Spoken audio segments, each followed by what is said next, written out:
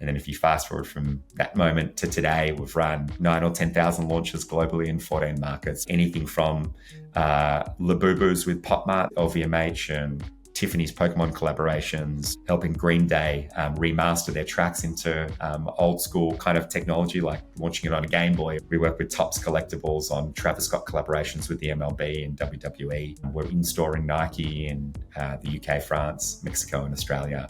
And so really we get to work in this wonderful world of high demand product. That's Andrew Lipp. I'm Sean McCarthy, and this is the Lucky Orange Show. Andrew Lipp is the co-founder and CEO of EQL, a company built around the idea that product launches should be fair, transparent, and data-driven. If you've ever tried to get your hands on a limited sneaker drop or a special collaboration, you know the frustration of bots, long lines, broken websites, and errors in systems. EQL exists to change all the systems that exist around launch commerce, making these runs and releases fairer, making them more data-driven, helping brands and buyers alike have a successful experience. We talked about how qualitative signals like fan sentiment fit against the hard numbers that tell brands what to do in subsequent launches, where to put these fans in their audience segments, whether they've gotten the product or not. We talked all about how you can measure success in the fog that happens of a high-stake, high-paced drop. Andrew also shared great perspective on how to run a product launch for a smaller brand, even if you have a niche audience of 100 or 200 or 300 people that really care about your product. Launch commerce and a launch approach with something like EQL can be really, really beneficial for turning that interest into long-term customer relationships. EQL is a great story of where technology, data, and real-world fans collide and create a lot of pressure on systems. And those systems have to adapt and be flexible. And that's where EQL comes in. So I really enjoyed this conversation with Andrew. Let's get into it.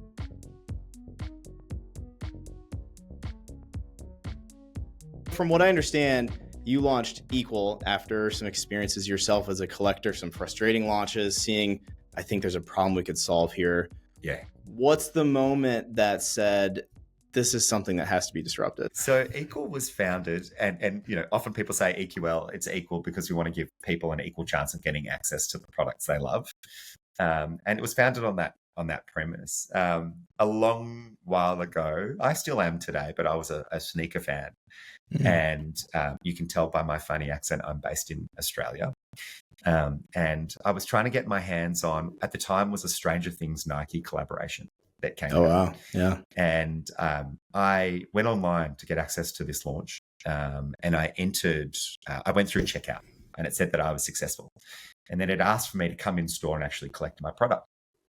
And so I went in store exceptionally excited that I was actually finally able to get this thing where, in these launches, bots, scammers, and bad actors were actually clearing out stock because there's a lucrative resale on a lot of these products. And I went in and I said, hey, I'm here to pick up my product. And they said, we don't have a registration of your transaction. And I said, no. Explain to me what's happened. I said, well, checkout crashed. We oversold stock. And in that moment, we actually didn't append transaction information to orders. So we actually don't have your order here.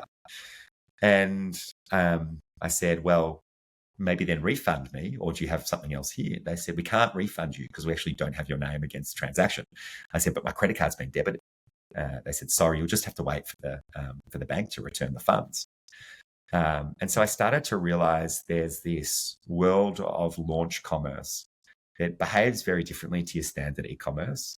And you've got fans that are frenzied usually. You've got people trying to game the system. You've got real fans like you trying to get the Olivia Rodrigo tumbler or myself trying to get this collaboration that generally want the product, and you're happy to lose fairly, but you're also happy to have a good chance. And so from there, we realized that if we can solve for launch in a different way, maybe there's a world that would welcome us with open arms. And since then, we after that moment, we put together a little pitch on this idea that if you could put a layer of launch commerce on your e-com stack and actually manage the frenzy and reward real fans, you can create far more efficient launch. You can get far better insights, and you can deliver products to your real customers. Funnily enough, we had this opportunity to pitch it to Nike. We reached out cold on LinkedIn. I was working at the time in another role. They accepted our invite and they said, come pitch us your product. So we pitched it. Fairer launches for your retail partners. Many went okay. 6 weeks later, they called us. They said, we have a retailer in Paris doing a Jordan collaboration. They're scared their infrastructure is going to go down. They're going to sell to bots and scammers, and they're very nervous about not selling to fans. They said, we'll use your product. At the time, we had a very pretty looking deck with no product, and we said yes. And we sprinted on what was EQL 1.0 infrastructure that could scale, some light bottom scam detection, and a way to facilitate transactions kind of sequentially without loading your checkout. We got it together. We facilitated a fair bit of transaction volume in that moment. We realized the data was interesting, and we said, oh, I think we've got something here. And then we started to work a little bit closer with Nike. And we then started to work with sneaker stores.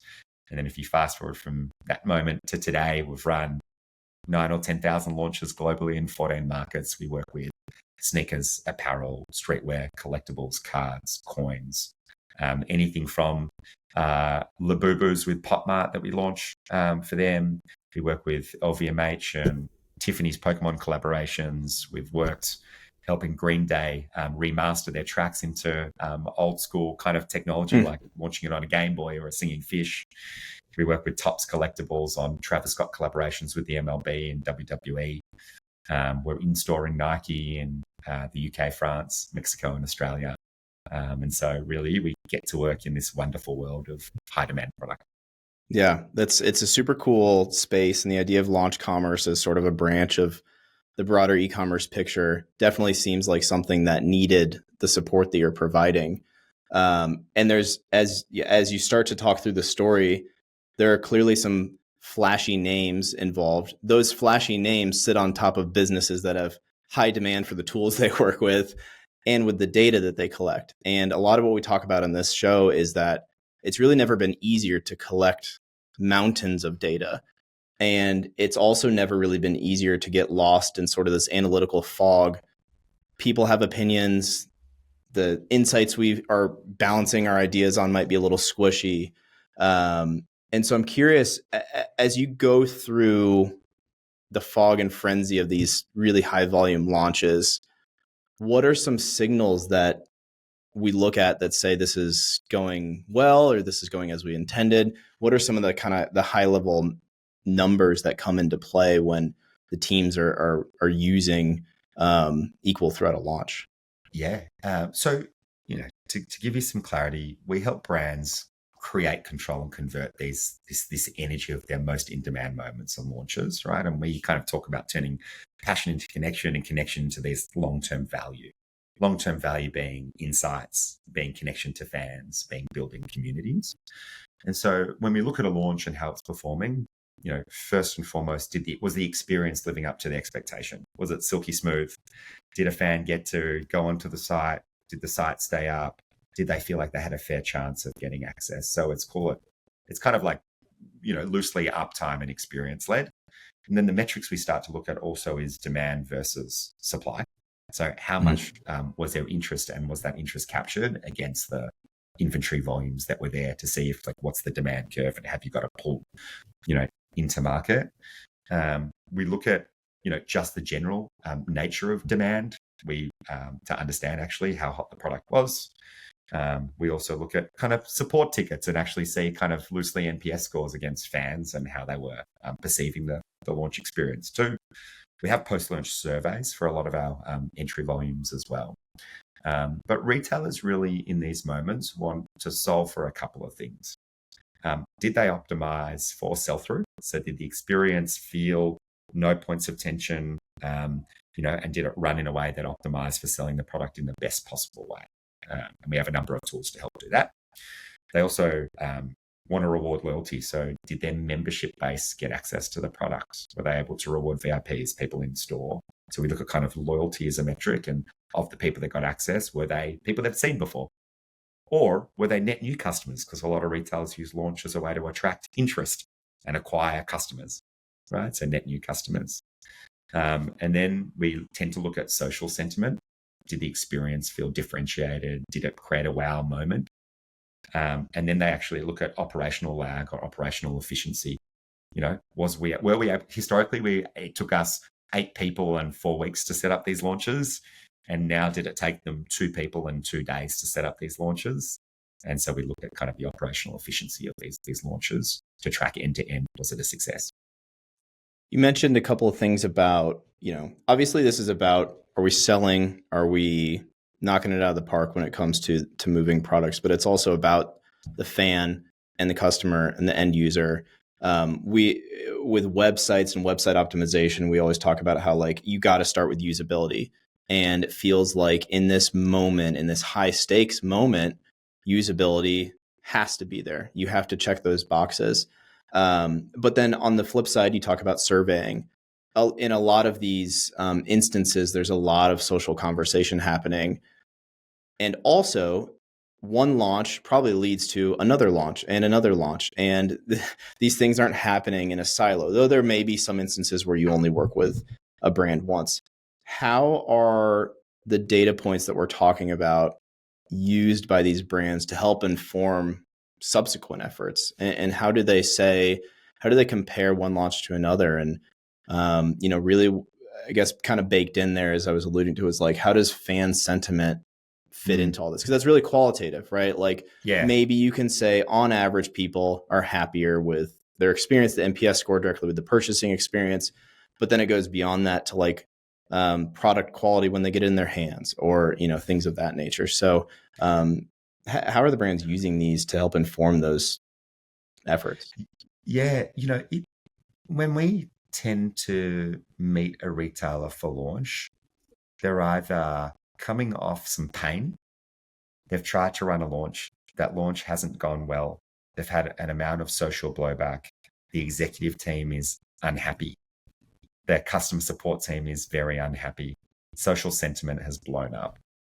And so, and the experience wasn't finessed, and the blowback is real. And they see it through social channels. Because what you find with launch, and this is with any product that launch, doesn't have to be high demand. It's just when someone feels a connection to a product, and a brand is trying to actually reward that fan. They've allowed us to scream when things don't go well. And that noise is deafening in moments. So one instance, when we run a launch is it quiet? Are people celebrating even if they've lost? Are people saying that was a fair experience, and even if I lost, I'm okay with it because I've seen other people win and I know it was fairer? So it's a lot of kind of sentiment tracking that we look to. And if the sentiment tracking feels positive, even with folks that weren't successful, retailers tend to continue on using us because they feel they've kind of managed the chaos in a sense, and delivered a really nice experience because people aren't yelling. Now, we think a little bit of noise is good because it suggests there's a lot of passion for the product.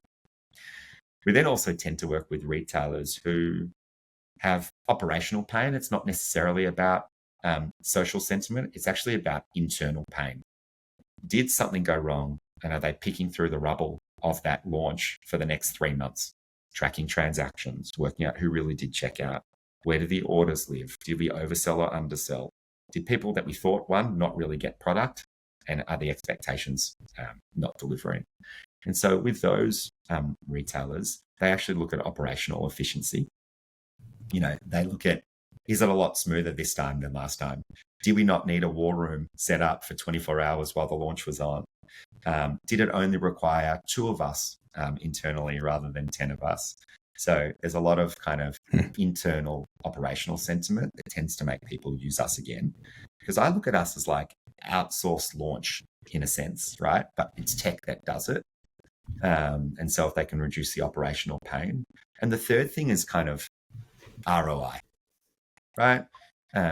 We just did this really interesting case study for a retailer in Shopify where we showed that when you run a launch on Equal and give fans the chance to enter launch, when they don't know if they've won or lost and you put other things in front of them, they tend to spend more on other products around that launch window. So the ROI on revenue upside, or call it halo sales, is really interesting and a real draw card for retailers. The other thing that we see in ROI, which makes retailers come back to us more, is capturing all the interest, right? So cost per acquisition, right? You think of it as a marketer, they spend money looking at ways to acquire net new customers. Launch in the right way with the right tooling can be used as a honeypot to attract interest at actually a fairly cheap CPA, right? In fact, a negligible one. And so we tend to see that different parts of the business are excited by launch because it services their objectives. of acquiring customers in an interesting way, and then actioning them accordingly. So yeah, it's is there social blowback, and can we fix it? That makes retailers come back to us. Is there operational pain and efficiency we can bring, right? And is there added ROI benefit that we've provided that brings retailers coming back for more? Yeah, there's nothing like a passionate fan base to drive change and want more. I was thinking about Shopify. You mentioned use Shopify. You guys are on Shopify, and it's August 11th, and you mentioned today is a big day for you guys in Shopify. And maybe you can talk a little bit about that too. But applying these strategies, I think the way you talked through this is really helpful. I think for anybody who's even saying, we are not Nike, but we think there's an opportunity to frame up products using these ideas and to frame up these strategies as something that can help us gain interest and go, maybe, dare I say, go viral. Find an opportunity to make a big splash with a product with your customer base that you've grown in all your variety of strategies. So maybe talk a little bit about the move into Shopify and what that signals for you. Yeah. So, we wanted to bring elite launch tools to brands of every size. Whether you're a solo creator, a growing D2C brand, a multi-store retailer, it's designed for any business with product passion and a community that cares. And I think, we say this all the time. There are products that are so unique and interesting that have a wedge of a community that really cares. Something that might be a pottery brand, right? A type of little collectible that only a subset of people actually care about, but they care about it so deeply that they want to feel the experience and connect to the community and be rewarded for their passion. And I see it as like any retailer that has a launch campaign sitting in their hero banner on their website, we are relevant for them because that is a moment they're creating to connect with the community, to drive fan engagement, to make fans feel special, and they want to do it in a really efficient and seamless way. You don't need to be burning down Shopify. You don't need to be having people, hundreds of thousands of people screaming, but it's actually where you just want to connect, create a moment, and build a community. So I feel like every brand of every size could use launch, and launch as products. But it's those that want to build kind of lasting engagement with their audience. We're launching today, so perfect timing to chat. The app, the features we're launching as of today, it's kind of the first soiree into Shopify. We have ambitions to do more, and I can talk about that in a second. We'll be launching exclusive access features, so brands can allocate products directly to VIPs, fan club subscribers, influencer list, using Shopify segments or CSV files to upload, but really locking in checkout and making it feel very exclusive. We're doing something called gated drops. So that's the ability to invite thousands to compete for limited inventory. And it doesn't have to be thousands. It can be 100 competing for two. In a first come, first serve kind of experience, but you've got to be the quickest finger first to get the product. We're doing fully automated draws. So, it's no stress. Like it's what Equal's known for actually outside of Equal. It'll handle a draw, block bots, sends clean confirmation emails, lets down fans in interesting ways, but captures all the interest before you sell. So that'll be ready from the jump. And then shortly we're releasing kind of some smart waitlist features. So your product inventory goes to zero, waitlist kicks in. We're doing some smart analysis of if a fan or user puts in their information, we can kind of append some data signals and tier those people and serve them up campaigns or workflows, based on that waitlist. And we're also looking at some demand signals and how you action them. So how do you measure interest, build anticipation, service the right fan at the right time before the product even goes live.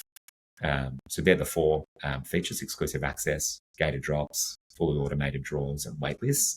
And as touched on, it's really there for any brand that runs launch, wants to create a moment, wants to connect with the community, wants to differentiate from what is these days very generic e-com kind of experiences. Yeah.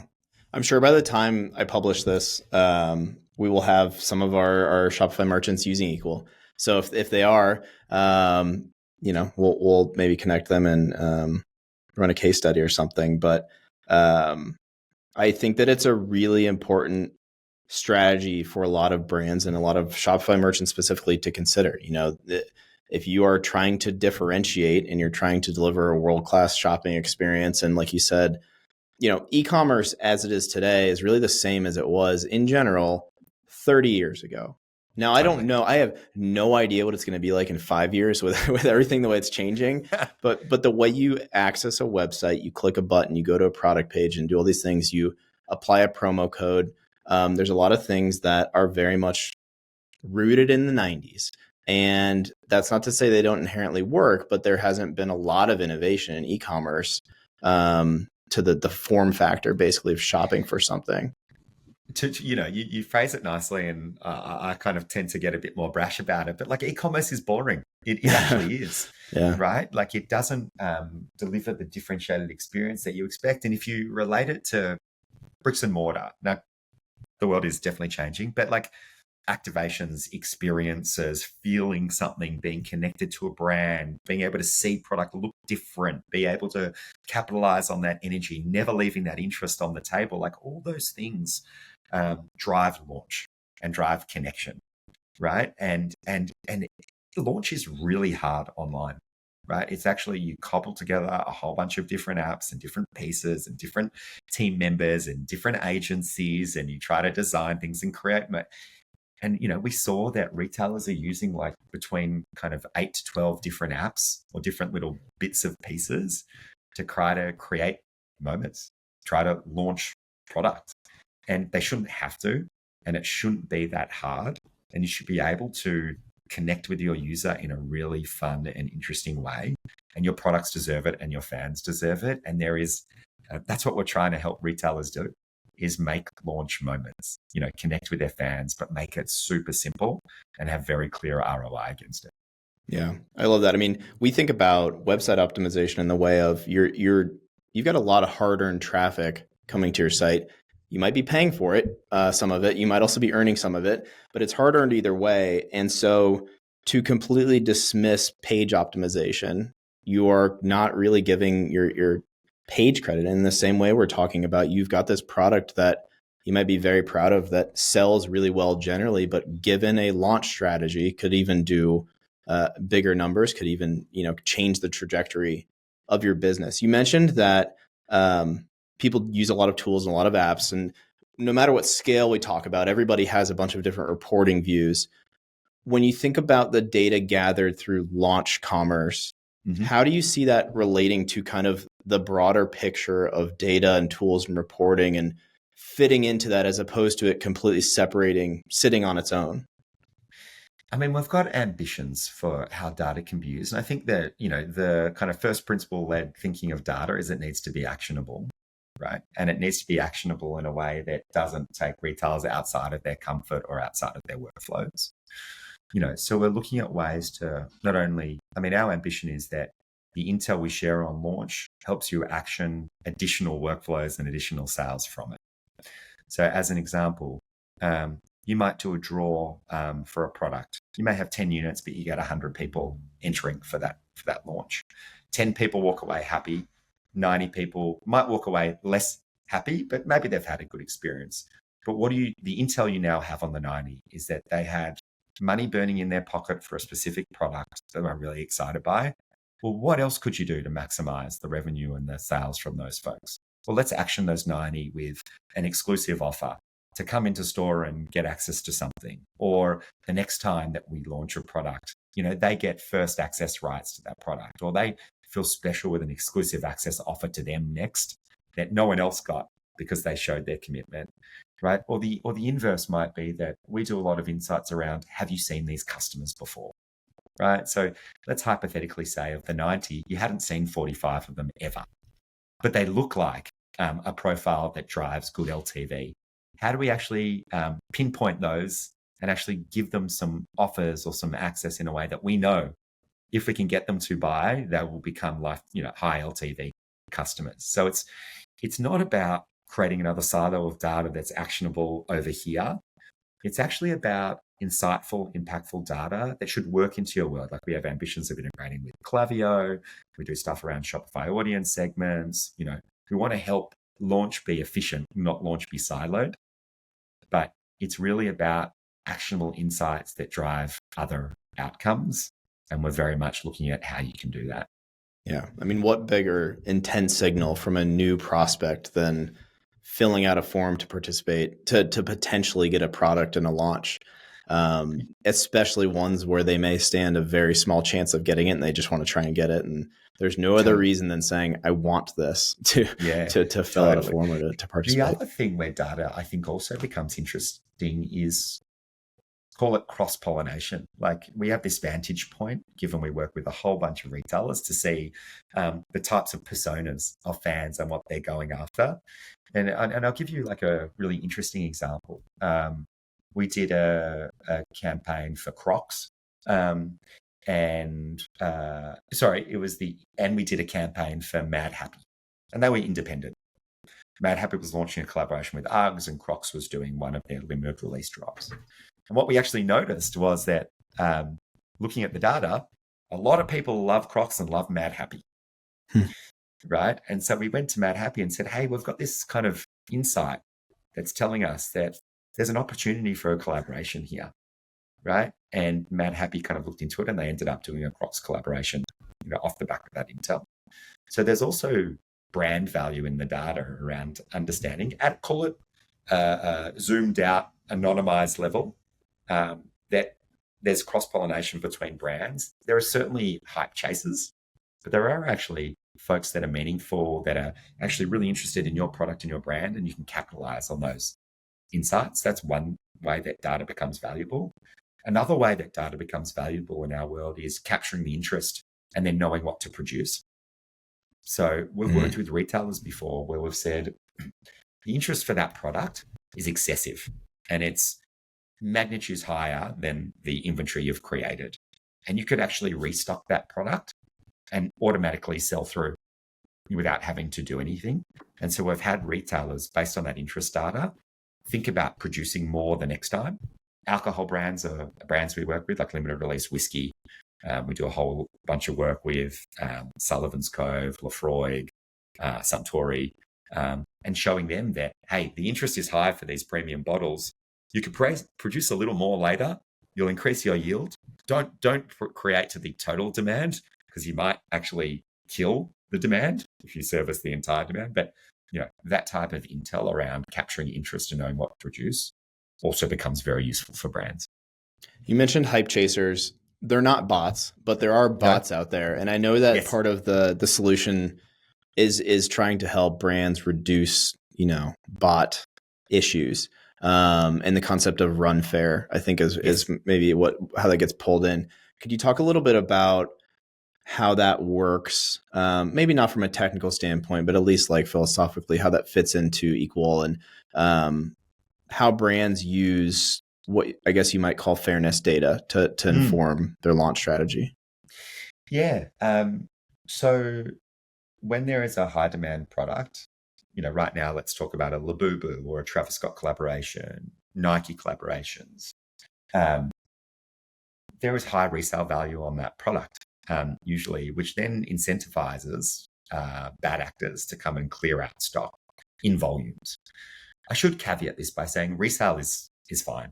An individual buying something and then going to resell it because they want to, as an individual, that's okay. You actually, in the hype side of launch, in that high demand world, resale actually fuels the demand in a sense. So it's a necessary component.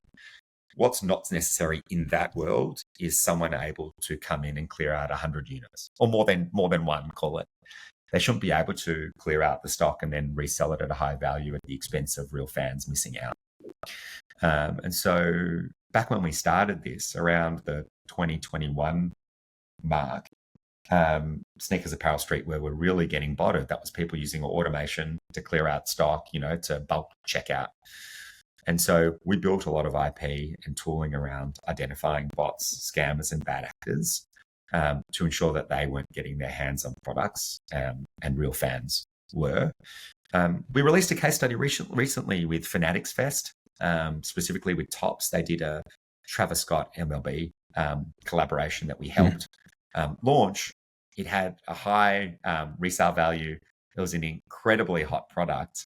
And they were, trying to plan for bots and clearing out the stock and trying to put it on the resale market. So our technology allows to identify these signals. We assess kind of around 50 signals a user to upweight, downweight, play with, and understand their intentions behind how they're entering and what they're doing to enter, and clusters and all the tricks of the trade.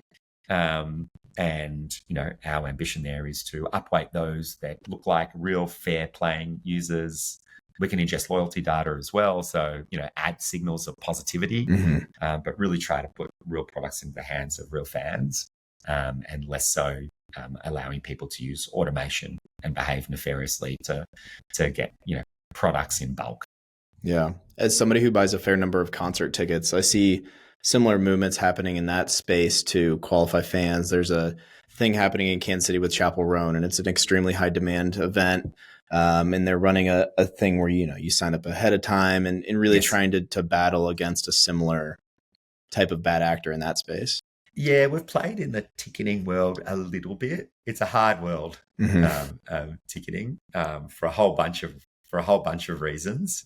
But every year there's a handful of these moments that the press pick up on, and consumer sentiment is negative, and people feel like they've been hardly done by. And it's a shame, because I think there's ways to solve that. We solve it for product. There's probably a world we could solve it for tickets. We like to play in the tangibles and the collectibles, Sure. in the world where people hold on to the product or sell that product, but it's kind of a passion. But yes, I think bot scams and bad actors certainly do play a role in this world.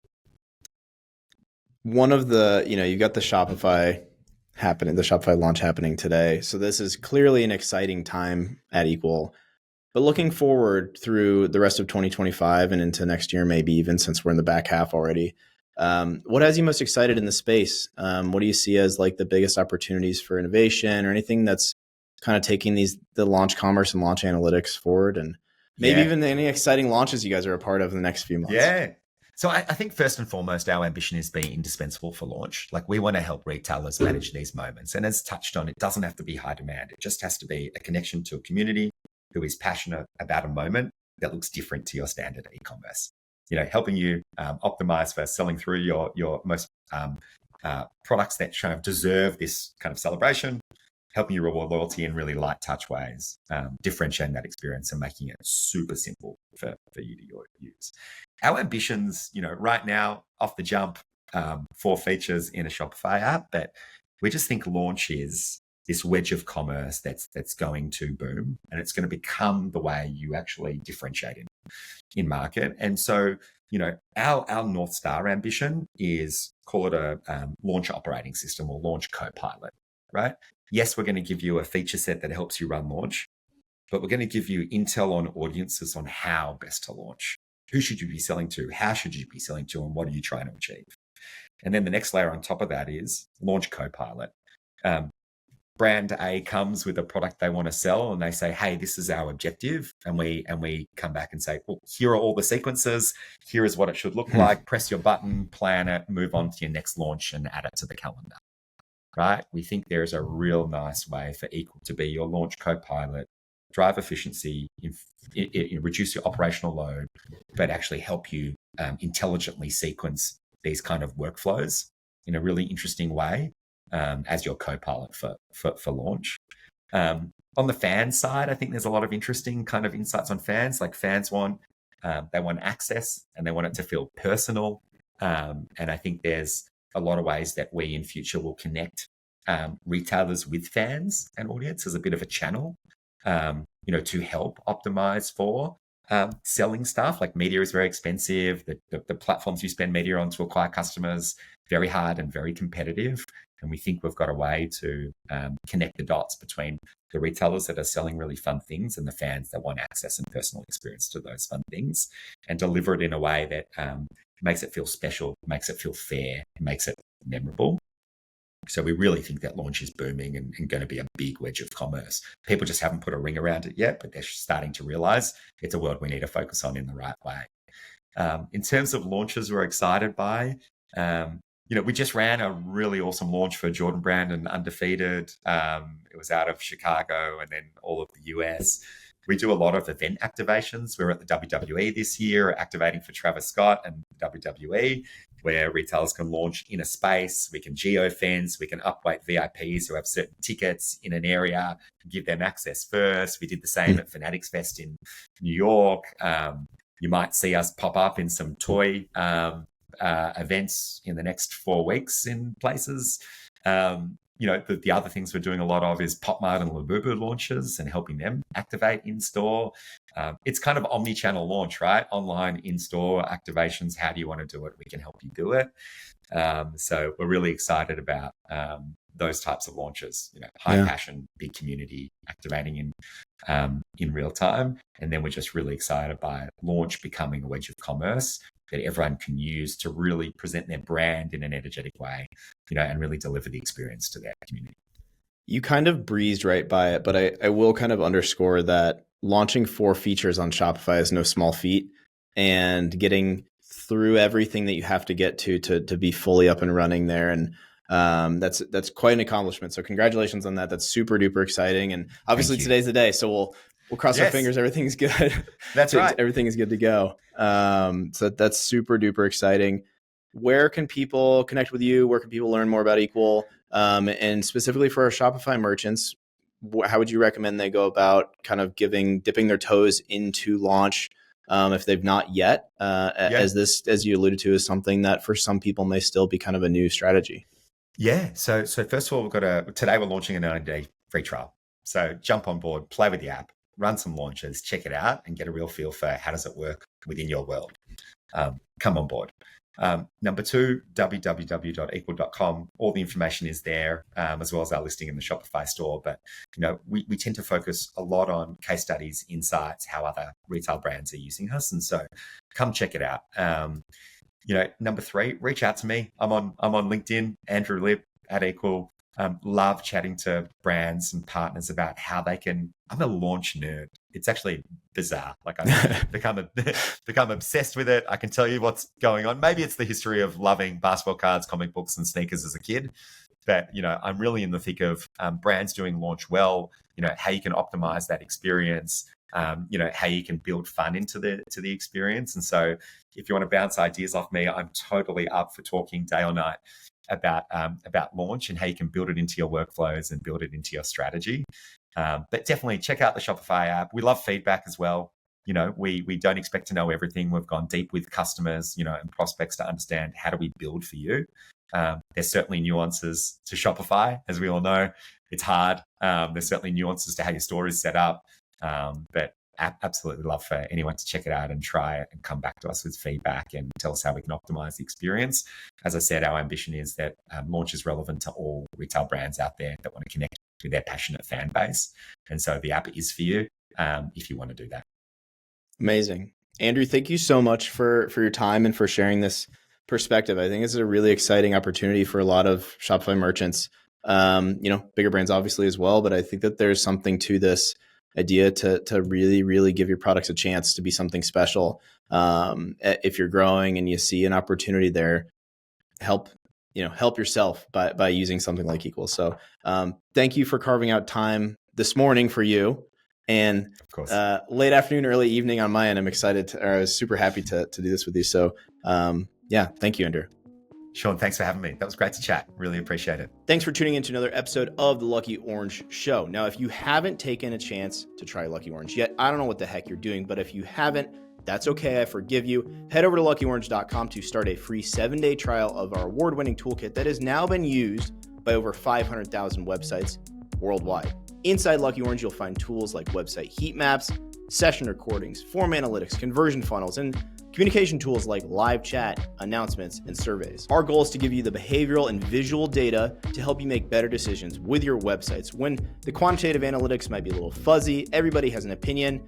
visual analytics really help you cut through that noise and make better decisions. So give it a try. Let us know what you think. If you have any questions along the way, don't hesitate to reach out. We are always available at support@luckyorange.com. And right now, I want you to hit the subscribe button, hit the notification bell so that you don't miss an episode of The Lucky Orange Show and any of the other content that we put out on this channel. Again, thanks for tuning in, and as always, happy optimizing.